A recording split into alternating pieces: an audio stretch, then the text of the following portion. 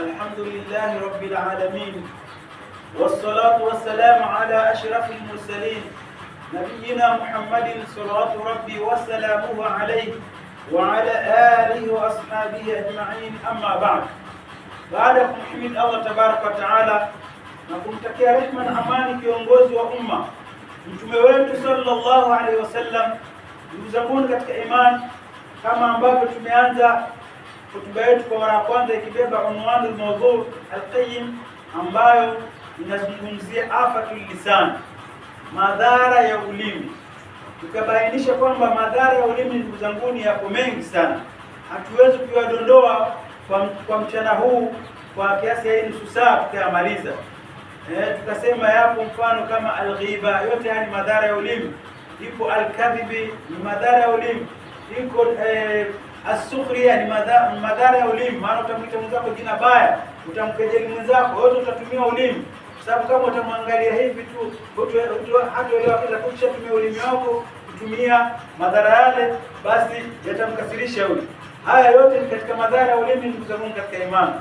Ama kipengele ambacho tutakizungumzia sisi katika hiyo madhara ya ulimi, tutazungumzia al-kadhib, na tukabainisha kadri ambavyo tumebainisha. Ama katika hotuba yetu ya pili tutaendelea katika mwendelezo huo wa al-kadhib, ya uongo. Mfano, ndugu zangu katika imani, kuna madhara ya uongo katika shahada, kutoa ushahidi ambao si wa kweli. Ukasema kitu fulani amefanya hivi, kumbe ni kinyume na vile ilivyo, ili mradi kwa chuki zako, kwa uadui wako juu ya ndugu yako, ukatumia lugha ya uongo ili mradi yule mtu apate madhara, ambapo ni madhara katika ushahidi ambao si wa kweli, kama ambavyo imepokelewa hapa. Aliyoulizwa Bwana Mtume sallallahu alaihi wasallam kuhusiana na hili, akasema kuhusiana na al-kabairi, katika madhambi makubwa, hili nalo Bwana Mtume sallallahu alaihi wasallam al-kadhib akalijumuisha katika akbaru al-kabair. Akasema miongoni mwa madhambi makubwa al-ishraku billah, kumshirikisha Allah tabaraka wa taala. Na sote tunajua madhara ya shirki, kwamba mtu endapo atakufa na shirki, basi hana toba mbele ya Allah tabaraka wa taala. Kama hakutubia akiwa hai, basi amekufa na ushirikina nao, huyu hana toba. Alafu akagusia kipengele kidogo, akisema washahadatu zur, na mtu kushuhudia uongo, kutoa shahada ya uongo juu ya ndugu yake, ili mradi ahakikishe ndugu yake anapata madhara, kwa ajili kwamba yeye tu anamchukia. Hususan kama mfano wa wanafunzi, mtu akazungumzia mwenzake uongo kwa walimu ili apate madhara, alafu yeye akishapata ile matatizo yeye anafurahi. Hicho kitu kipo, mtu anajua wazi kwamba huyu ndugu yangu hakufanya hichi, lakini kwa sababu huyu bwana tunachukiana, basi akaingiza kile, mwenzake akapata madhara, yeye akawa yuko buheri wa afya, anasikia raha. Ndugu zangu, hili ni jambo baya. Vile vile uongo katika hata mfano wa mzaha, unafanya mzaha lakini ni wa uongo, huo utakana. Sababu na Mtume sallallahu alaihi wasallam alikuwa akileta mzaha lakini wa haki, au mizaha yake ilikuwa ni kweli. Afanye mzaha Bwana Mtume sallallahu alaihi wasallam ambao ni kinyume chake, la, anafanya mzaha kwa kweli.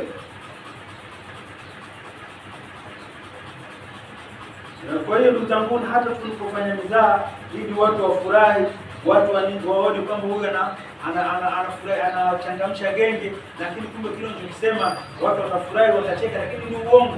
Elewa, hayo ni madhara ya ulimi ambayo tunakwenda kugharimu. Au kufanya uongo kama tulivyosema mwanzo kwamba katika biashara, katika bei, katika kuuza, kufanya rishi. Tunaambiwa Bwana Mtume sallallahu alaihi wasallam katika mji wa Madina alipita, akaona mama wafanya biashara baadhi wameweka unga. Mtume akatia mkono ndani chini, akamkuta kuna ametota. Akauliza, hii ni nini? Akasema, nipaka na mvua ndio imenifanya nifanye. Tunafanya kama ni kwa nini uwe chini alafu usiwe hapa juu, ili yule mfanya biashara mnunuaji aone kile kilichotota, lakini ameweka chini ili kuwaficha wale wanunuzi. Na hili tunambuni, janga hili ni kubwa sana. Waweza kuona mchele hapa juu ni mzuri kabisa, umenyooka, akwambia usijua mahali fulani, usijua mahali fulani, ukatoka kwa kuamini kwamba nanunua kitu safi kutoka mahali fulani, lakini huko chini hapo kumbe ni michele aina tatu, yote imechanganywa pamoja. Hii yote ni ghishi, ndugu zangu. Hii yote inaingia katika kadhi, unamfanyia mtu kadhi, uongo. Kwa hiyo wale wanatufanyia ghishi sisi, ndugu zangu, si katika sisi Waislamu, kama alivyosema Bwana Mtume sallallahu alaihi wasallam.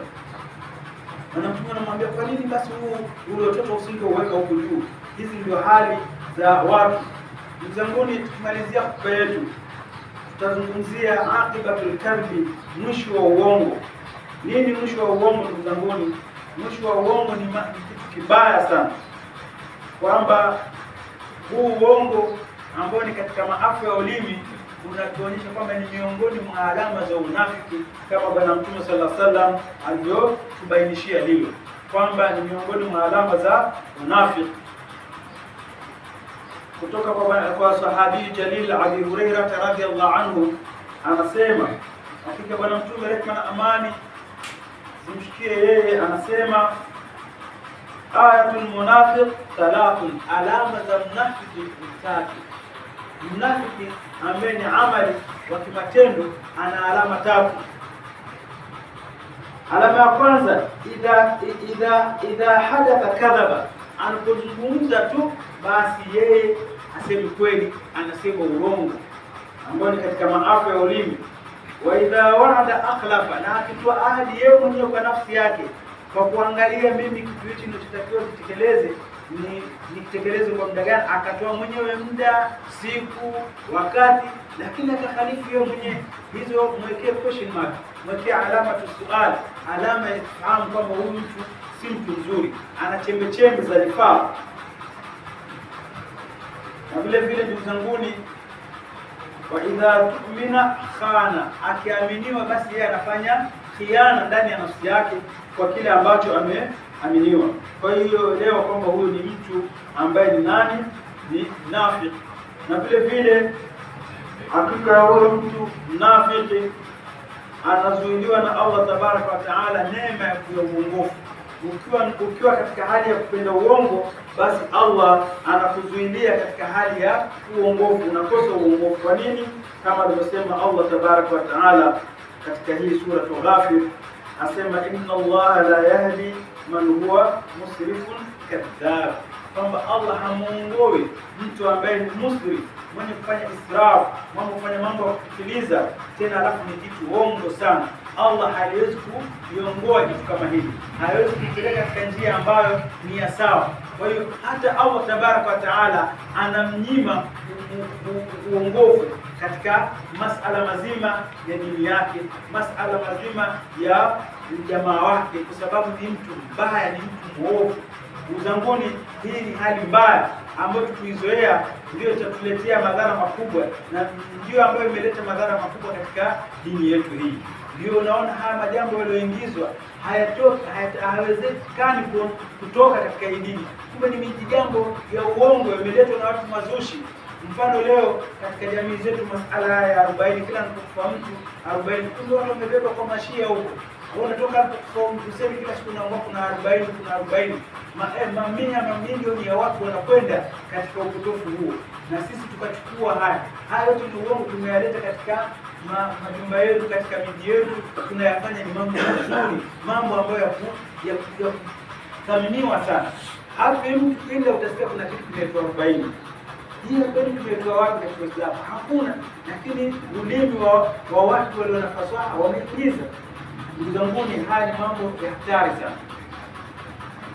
Allahumma salli ala Muhammad wa ala ali Muhammad kama sallaita ala Ibrahim wa ala